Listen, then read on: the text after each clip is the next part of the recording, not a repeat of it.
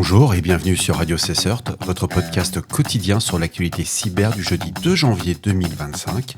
C'est un épisode spécial, le 144. Je suis Marc-Frédéric Gomez, en direct de l'Île-de-France, sous la pluie.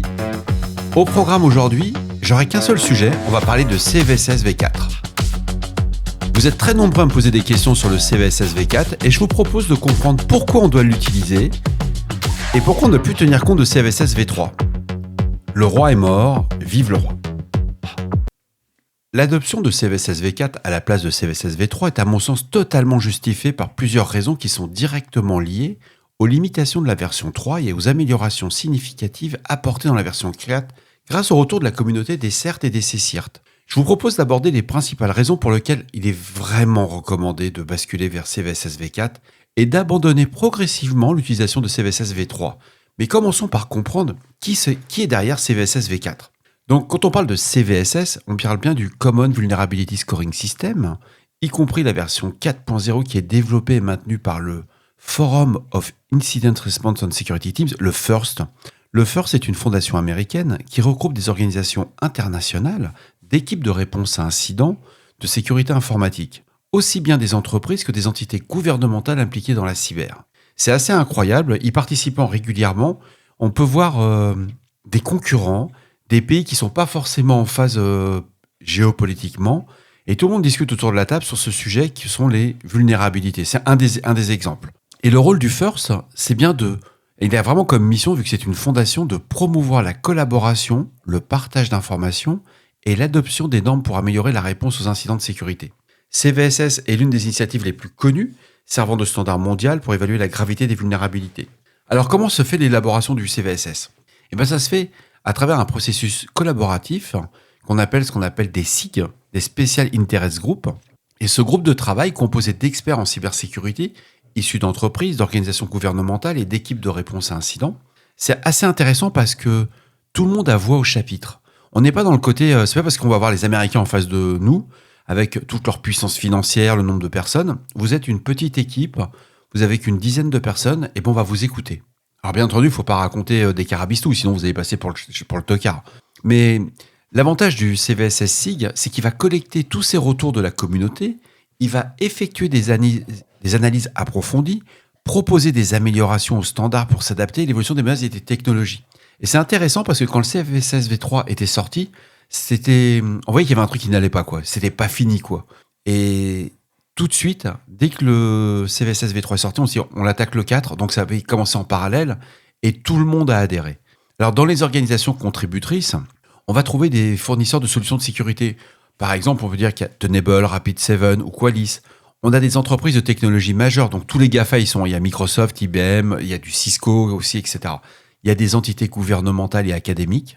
Vous allez retrouver des CERT nationaux, le CERT US, le CERT FR, vous allez retrouver le CERT anglais, etc. Il y a vraiment beaucoup de monde. Il y a aussi des entreprises de tous les secteurs industriels, financiers, des services ou encore de l'alimentaire. C'est assez incroyable quand vous allez dans ce genre de signe, vous allez vous retrouver, moi je me suis retrouvé en face avec des agences gouvernementales américaines qu'on voit que dans les films, quoi. Et on se dit, tiens, qu'est-ce que je fais là ? Et on va discuter par exemple sur le TLP. C'est assez rigolo. En résumé, le CVSS V4, c'est vraiment le fruit d'un effort collaboratif piloté par le FIRST avec des contributions. Ce qui est vraiment important, c'est pas une organisation qui décide ça dans son coin. C'est par rapport à tout ce que va penser la communauté. C'est une autre façon de penser, c'est très anglo-saxon. Alors évidemment, il y a toujours des gens qui sont frustrés parce qu'on n'a pas voulu retenir leur idée, mais c'est le bien commun qui va gagner. Alors rentrons un peu dans le CVSS V4. On va regarder un peu plus comment il a été introduit parce qu'il y avait des nouvelles métriques qui nous manquaient terriblement au CVSS V3, comme le Exploit Maturity, ce qu'on appelle l'EM, l'Attack Requirement, l'AT, qui permet de mieux quantifier la probabilité d'une vulnérabilité soit exploitée et dans de quelles conditions. C'est le plus important. Tous les jours, on a des vulnes. Qu'est-ce qu'on doit patcher en priorité ? Qu'est-ce qu'on ne doit pas faire ? Alors quand vous avez 3 machines, c'est facile, vous patchez, il n'y a pas de sujet. Quand vous en avez 100 000, voire 200, voire 500 000, c'est un autre débat. Ces détails offrent une vision beaucoup plus précise des risques par rapport au CVSS V3, qui c'était absent, quoi. Sur CVSS V3, vous avez une vulnérabilité, on vous expliquait pas s'il y avait un exploit qui était sorti, qui était mature, etc. Ensuite, le deuxième point qui, moi, m'a choqué sur CVSS V3 par rapport à la V4, c'est vraiment le CVSS V4 est conçu pour prendre en compte des environnements de plus en plus complexes et actuels comme les infrastructures cloud, elles n'étaient pas prises en compte sur le CVSS v3. Les systèmes virtualisés, les scénarios multi-vulnérabilité, ça c'est vraiment la grosse menace qu'on voit, c'est quand il y a plusieurs vulnérabilités qui sont exploitées en chaîne. Et quand on regarde comment le CVSS v3 qui n'intégrait pas efficacement ces nouvelles réalités, qui existent maintenant depuis plusieurs années, ça rendait son utilisation beaucoup moins pertinente pour les architectures modernes. Et on s'arrachait les cheveux, Personnellement, j'ai vu le CVSS v3, j'ai cru que j'allais me mettre à saigner, Et puis, il y a un contexte opérationnel qui a été amélioré. La version 4 met davantage d'accent sur un score environnemental qui reflète l'impact spécifique d'une vulnérabilité dans un contexte donné. Cela permet aux entreprises d'ajuster les scores selon leurs priorités, ce qui était beaucoup moins flexible sur CVSS v3. Par exemple, CVSS v3, on vous disait qu'il y avait une vulnérabilité locale.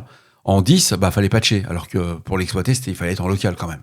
Par exemple, une vulnérabilité avec un score critique dans CVSS v3 qui pouvait être jugée moins préoccupante dans CVSS v4 si des conditions spécifiques limitaient son exploitabilité. C'est clair, si vous devez aller sur une machine et avoir accès au clavier, elle est protégée dans un data center de haut niveau de sécurité, ça doit être en CVSS 10, le score 10, oui, mais pas très exploitable. Alors, le quatrième point qui m'a surtout que j'ai apprécié dans la version 4, c'est une meilleure priorisation. Les nouveaux métriques, comme le Integrity Requirement, ce qu'on appelle l'IR, et l'Availability Requirement, l'AR, permettent de mieux aligner les scores avec les priorités métiers. C'est vraiment important ce côté-là. On va prendre en compte le métier, on n'est pas juste entre soi, on n'est pas entre informaticiens, ou entre sachants, pseudo-sachants, moi j'appelle ça. Cela améliore évidemment la capacité des équipes de sécurité à prioriser les actions de rémédiation en fonction des objectifs opérationnels, et surtout de voir le risque business, parce qu'il ne faut pas oublier, on n'est pas là pour faire de la sécu pour de la sécu. On est là quand même pour faire avancer le business. Et ce que j'appelle le cinquième point qui a été un game changer, c'est le prise en compte de la maturité des exploits.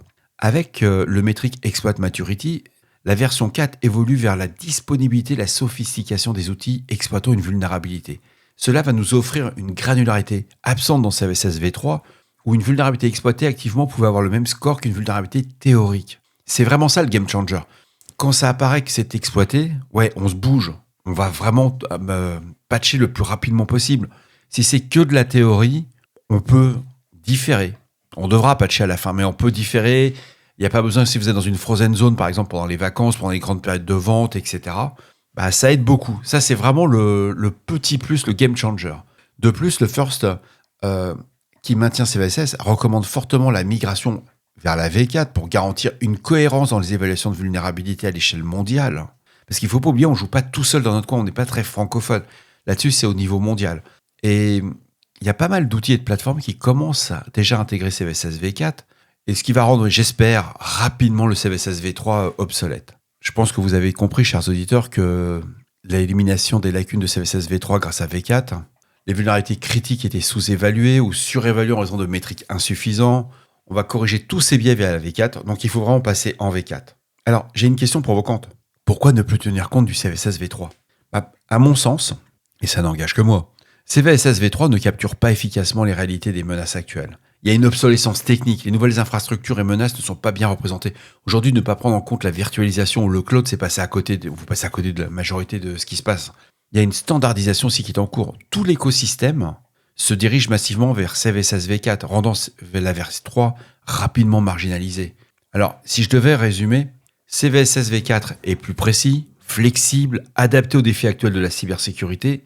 Pour moi, ce qui le rend indispensable pour une évaluation efficace des vulnes, et surtout, c'est continuer à utiliser CVSS v3 quand vous êtes dans un environnement cloud avec des machines virtualisées, c'est juste... vous voyez rien, En un mot, vous faites de la qualification à la petite semaine, Donc, je vous ai mis des liens dans la description de l'épisode.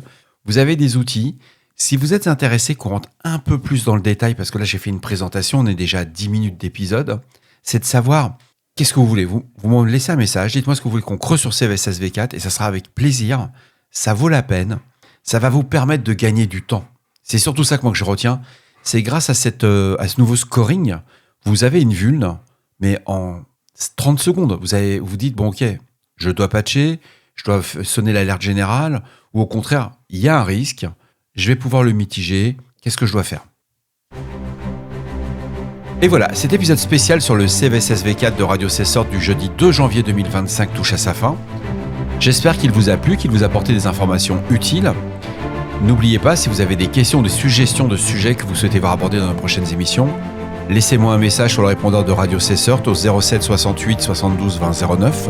07 68 72 20 09. Je suis là pour vous. Prenez soin de vous. À tout à l'heure pour un nouvel épisode, parce que je vais quand même faire les actus de la journée, mais je voulais pas tout mélanger. C'est pour ça que le CVSS V4, c'est un sujet qui prend beaucoup de temps, et je pourrais tenir 2 heures là-dessus, quoi. Mais je le ferai pas tout seul, je vais demander à des potes de venir. À tout à l'heure. Au revoir.